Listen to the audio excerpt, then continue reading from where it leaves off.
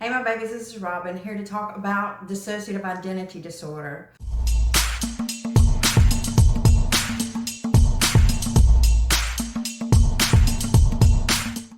Most of us survivors refer to them as either parts, insiders, others sometimes, but this is when a person develops other personalities or parts of themselves to deal with certain situations. Everyone has parts. When I first discovered that I did, I was kind of hard on myself and I was feeling off. I didn't want to accept it. I didn't want to deal with it. I didn't want to think that I was sick. But God said to me, He said, why do you feel, He said, how did He put it? God said to me, what's wrong with having parts? He has 3. And I've listened to some therapist videos where they talk about it is absolutely normal and healthy. We all have parts. We have a part that goes to work. We have a part that stays home. We have a part that's intimate with our children. We have a part with us that's intimate with our spouse. Two totally different things.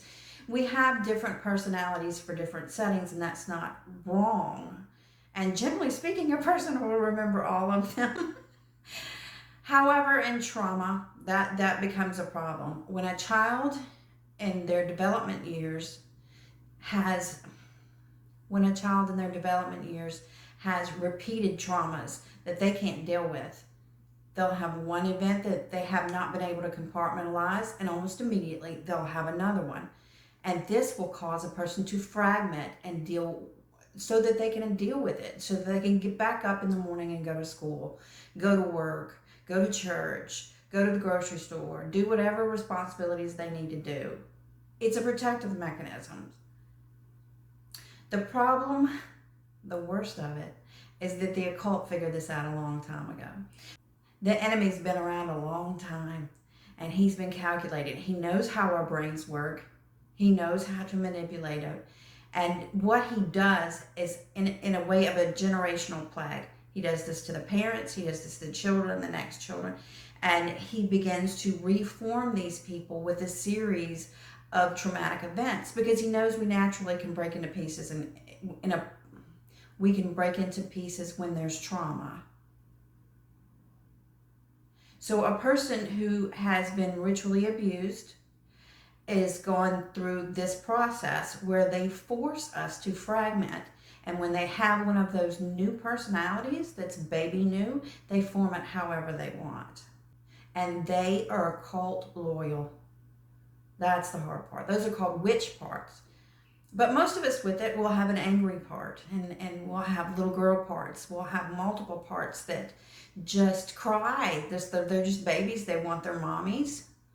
And having it is kind of like having a separate thought process that's going on inside a person, and there's just this part of me. It's just like if you would say, it's just like if a person could say, a part of me still likes to run around the woods barefoot or eat too much ice cream. A part of me is still that little kid. It's the same exact thing, except it feels much more separate. When a person is in childhood and they form that faulty balance to keep them functional, they keep it until they start getting to the point where they're going to have to heal from the damages in general. That balance gets thrown off. It can be very, very difficult, but most of the time it's not. A lot of people with dissociative identity disorder think that what they think is demonic activity in their life, demonic torture, is not that. Those are body memories that they're having because a part of them is still being tortured. If they fragment when they're little in a time of ritualistic abuse, and that part of them stays in that ritual. We could easily say that if someone was assaulted as a child and they didn't heal, then a part of them is still being assaulted. I've used that example before. It's not any more complicated than that. So in a prayer practice, a very structured prayer practice that is started with gratitude and done religiously in a schedule, then they can go into these time periods and pull those parts out.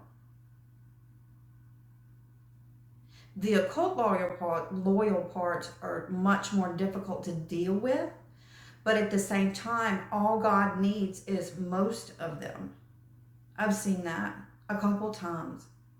He wants most of you, most of your parts to come to them, and then it's just this opening that happens, and you feel like your healing just got on fast track. And it all starts to become a bit funny. Not all of it, not the evil parts, but you begin to be able to laugh at times about it. I want you to know that dissociative identity is not a life sentence. It can be healed.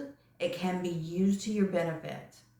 It is in its core and its origin a process that was developed in order to protect us from things that we can't deal with. And it can be made that again. You have to use it that way. Some parts the person is co-conscious with. Some of them they're not.